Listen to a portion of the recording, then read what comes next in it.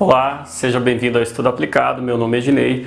Hoje nós vamos dar andamento ao estudo do nosso regime jurídico administrativo. Então nós vamos trabalhar aqui o artigo 37 da Constituição, que traz alguns princípios expressos, que são aqueles princípios que estão ali escritos de forma direta, né? Embora exista também aí vários princípios implícitos, são aqueles princípios que têm o entendimento da doutrina, o entendimento da jurisprudência e são considerados válidos para o ordenamento jurídico administrativo.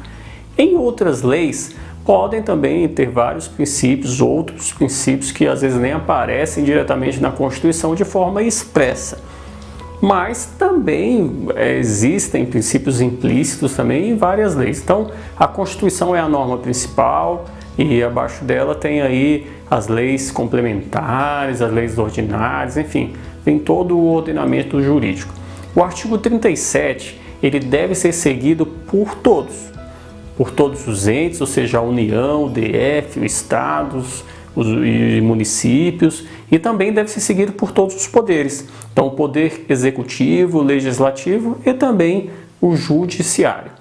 Bom, todos nós sabemos que existe a administração direta, que é regida pelo direito público, que são esses entes que eu acabei de falar, mas existe também a administração indireta, que são órgãos criados de forma vinculada, ou seja, não existe hierarquia e na maior parte são regidos pelo direito privado.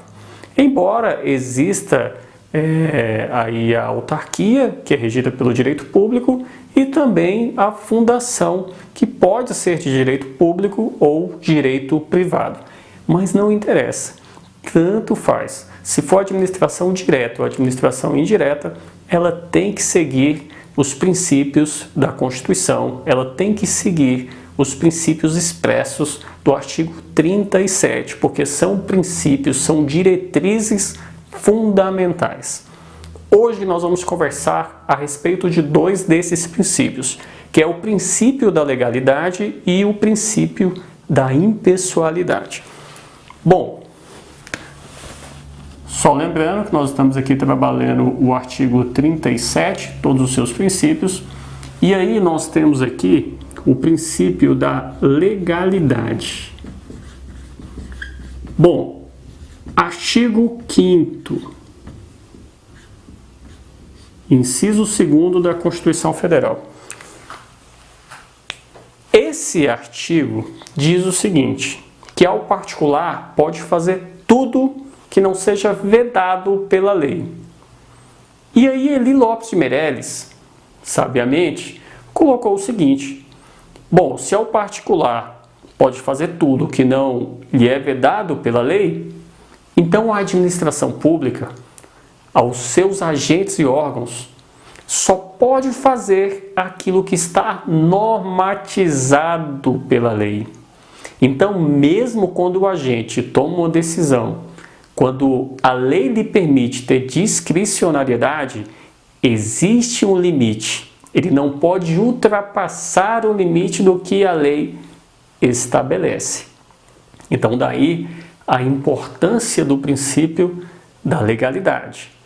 Inclusive, quando estudarmos atos administrativos, você vai perceber que um dos atributos é a legitimidade, que é a questão da legalidade com a veracidade. Então, daí a importância desse princípio constitucional.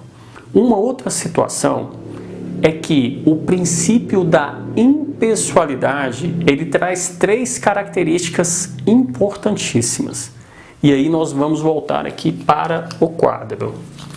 Então nós temos aqui impessoalidade. E aí nós vamos ter aqui a primeira situação. Quando dizemos que algo é impessoal, é porque não pode existir uma discriminação de forma positiva, uma tentativa de ajudar, e também não pode existir uma discriminação de forma negativa, uma tentativa de prejudicar ou demorar mais o serviço público. Fácil de você entender isso. Imagine a lista em um hospital público, uma secretaria de saúde, de uma cirurgia. Então, o que acontece? Essa lista ela tem que ser seguida por todos. Você faz o pedido da cirurgia, insere no sistema e tem que esperar a sua vez. Na prática, desconfiamos que isso possa não acontecer. E isso é uma violação ao artigo 37 da Constituição, ao princípio da impessoalidade. Então, a impessoalidade você não pode agir de forma diferente porque é seu amigo ou seu inimigo, mas sim agir buscando uma finalidade desse princípio, que é o interesse público. Então, o interesse público ele vai ser conseguido somente com a impessoalidade. Então, a primeira característica é que não pode existir a discriminação.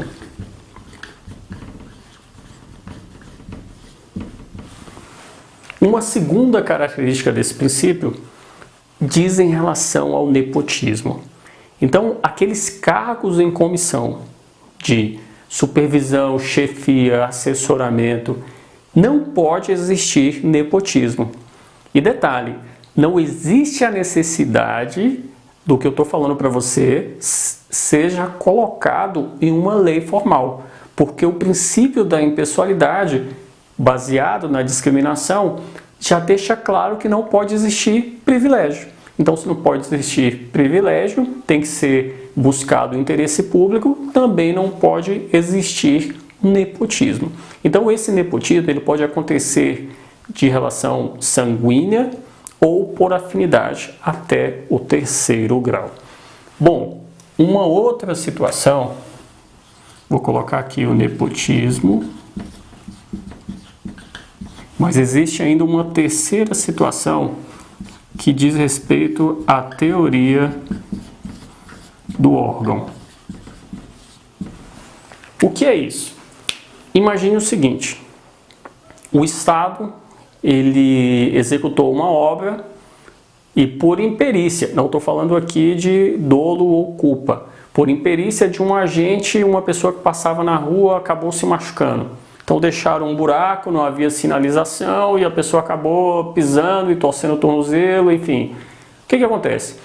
Essa pessoa que se machucou, esse terceiro, ele pode ingressar com uma ação de indenização, que pode ser por problemas, ou seja, ele pode buscar um ressarcimento por um problema material, algo, um carro que poderia ter passado no buraco e ter estragado, ou mesmo um problema moral, um problema psicológico de ter caído, alguém ter filmado, ter colocado na internet, ter passado por um vexame todo.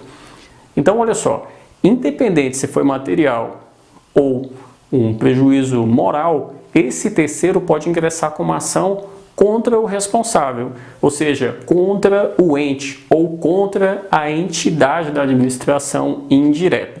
E essa entidade, ela pode ingressar com uma ação de regresso contra o agente e vai procurar saber aí se existiu dolo ou culpa para poder ser ressarcida financeiramente do prejuízo ocasionado. Então essa é a teoria do órgão. Nós vamos voltar a falar de responsabilidade civil do Estado. Responsabilidade objetiva, subjetiva, os excludentes aí que existem de licitude, mas vamos primeiro matar aqui o nosso estudo dos princípios. Bom, olha só, aqui embaixo desse link nós temos várias questões de concurso que são selecionadas para que você possa treinar e praticar o que está sendo colocado aqui de uma forma bem direta e objetiva. Acesse, por favor, esse link, vai até a questão 21 para que possamos resolvê-la. Bom, vamos lá. Questão 21. Considerando o entendimento doutrinário e jurisprudência acerca dos princípios constitucionais e infraconstitucionais que regem a atividade administrativa, julgue os itens a seguir. Primeiro item, nós vamos julgar se está certo ou errado e depois nós vamos assinalar a questão correta. Essa questão aí é uma questão agora de 2018. Então, olha só, o primeiro item. Em obediência ao princípio da legalidade, a vedação à prática do nepotismo no âmbito da administração pública é condicionada a edição de lei formal. Está errado esse item número 1, porque não existe a necessidade de ter uma lei formal para tratar de nepotismo. O próprio princípio da impessoalidade já deixa claro que não pode ter privilégio. Item número 2. A publicidade é a condição de eficácia dos atos administrativos, razão pela qual pode caracterizar prática de ato de improbidade administrativa a desobediência ao dever de publicação de atos oficiais. Em regra, todos os atos da administração pública têm que ser dado publicidade. Agora, existem exceções. Uma delas é a segurança pública, a segurança nacional. Nós vamos tratar também desse princípio logo mais. Mas essa questão está correta, porque o que acontece? A regra é ter publicidade, mas existem ressalvas. Bom, item número 3. Viola o princípio da isonomia, a previsão de critérios discriminatórios de idade em certames de concursos públicos, ressalvados os casos em que a natureza das atribuições do cargo justificar. Então, isso aí é uma exceção. Então, não se trata de uma discriminação, mas uma exceção por conta das exigências das atribuições do cargo. Justificável. Então, esse item também está correto. O item 4. O princípio da proteção da confiança legítima não autoriza a manutenção em cargos públicos de servidor público empossado por força de decisão judicial de caráter provisório, posteriormente revista, ainda que decorridos mais de 5 anos da investidura do cargo. Esse princípio da proteção da confiança é um desdobramento do princípio da segurança jurídica. Então, é como se a administração viesse sinalizando um entendimento e aí mudasse o seu posicionamento. Então, o que deixa esse item errado, essa palavrinha não, porque baseado nesse princípio, como aqui na questão não colocou que foi uma decisão transitada em julgada, pode ser dado continuidade até que se chegue a um ponto final em relação à questão. Então, dos itens aí, a letra E é o que deveria ser marcada, que diz que o item 2, 3 e 4 estão corretos, ou seja, o item 1 é o único que está errado. Bom, se você gostou, dá um joinha, inscreva no canal, indique para os seus amigos, incentive o projeto, bem legal. Estamos aqui tentando colocar de uma forma bem objetiva e direta e também disponibilizando questões de concurso para que você possa exercitar o que está sendo colocado aqui. Agradeço demais a companhia e te espero no próximo bloco para continuarmos aí com os outros princípios do nosso artigo 37 da Constituição Federal. Um abraço.